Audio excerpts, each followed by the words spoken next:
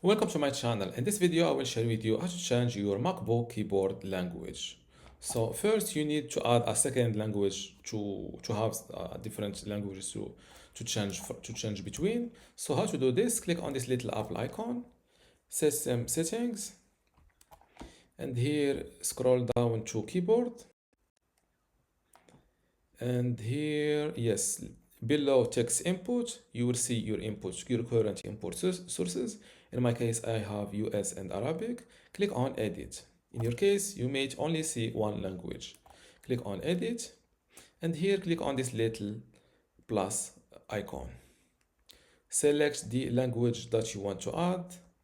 There is a very big list of languages to add. Once you select one, you select it then here and click on add. You will be added here in the list.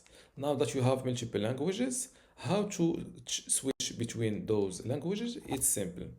You can either click on this text input or input icon from the menu bar and select the different language, the other language, and you see its icon here. Another shortcut to use or to change between languages is by hitting the globe, or also known as the FN button, which is this button. As you see, as I click on it, it switches between the keyboard languages. But how to, let's mark FN button, and this is the button I am talking about. It is next to control. It says FN and this globe icon.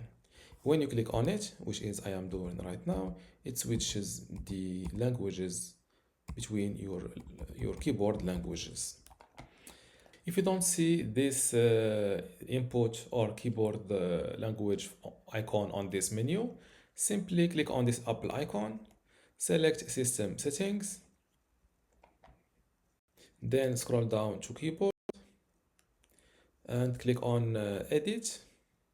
And here make sure to select all input sources, and next to show input menu in the menu bar, make sure to check to toggle or to enable this feature. As you see, once it is disabled, no input icon here. Once enabled, it is added here. Of course, click on done and close.